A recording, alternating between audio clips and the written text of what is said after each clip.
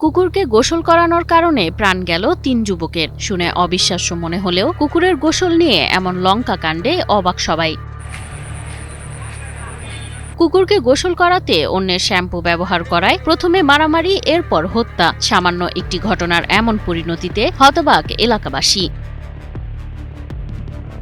এরপর triple murder মামলায় ৩ আসামিকে মৃত্যুদণ্ড ও ৩ জনকে যাবজ্জীবন কারাদণ্ড দিয়েছে আদালত।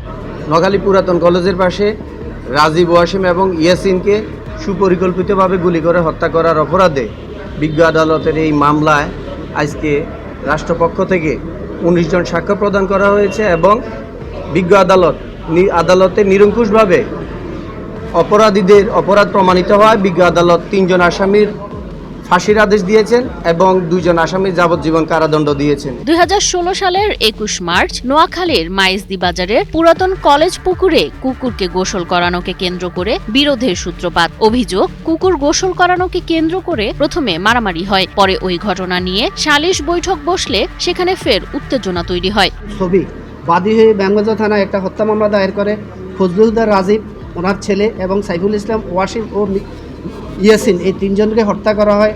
এটা তারিখ হয়েছে ২১/৩/২০১৬, যেটা অনন্তপুর শাকিনে নোয়াখালী পুরাতন কলেজের পাশে ঘটনাস্থল। উত্তেজনার এক পর্যায়ে সালিশ চলাকালীন আসামি ফিরোজ মাহমুদ বাপ্পির নেতৃত্বে আসামিরা একের পর এক এলোপাতাড়ি গুলি চালায়। গুলির ঘটনায় রাজীব, ওয়াসিম ও ইয়াসিন নামে ৩ জন নিহত হন। এই ঘটনায় নিহত রাজীবের মা মামলা করেন। সোয়ান প্রপার্টিজ লিমিটেড তৈরি করছে নিরাপদ, স্বাচ্ছন্দ্যময় এক নতুন ঠিকানা। সোয়ান গ্রুপের একটি পণ্য।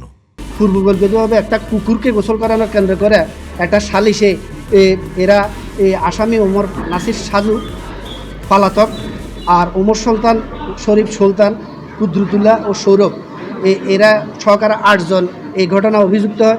বিজ্ঞ আদালত রাষ্ট্রপক্ষে ১৯ জন সাক্ষীর সাক্ষ্য গ্রহণ করছেন। দীর্ঘ বিচার প্রক্রিয়া শেষে গত ১৬ আগস্ট নোয়াখালী জেলা ও দায়রা জজ আদালত ৩ জনকে মৃত্যুদণ্ড, ৩ জনকে যাবজ্জীবন এবং ২ জনকে খালাস দেয়। ওমর নাসির সাজু, ওমর শরীফ সুলতান, মোহাম্মদ সৌরভ, এই ৩ জনের ফাঁসির আদেশ দেন এবং ১ লক্ষ টাকা জরিমানা, অনাদায়ে ১ বছরের কারাদণ্ড।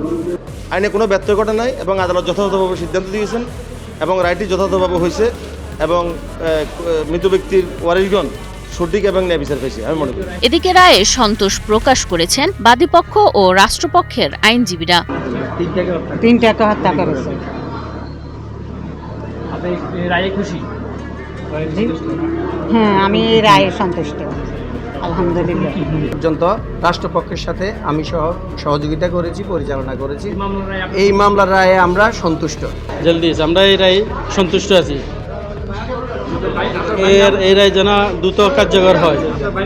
অন্যদিকে আসামি পক্ষ জানিয়েছে তারা উচ্চ আদালতে আপিল করবে। আমার বক্তব্য হলো, আমি আসামি ফিরোজ আহমদ বাপ্পির পক্ষে, তাকে যাবজ্জীবন দেওয়া হয়েছে। তার ভূমিকা এখানে যেভাবে বিশ্লেষণ করছে, আমি রায়ের কবি থেকে সেটা দেখবো, তবে আমরা উচ্চ আদালতে আপিল করি।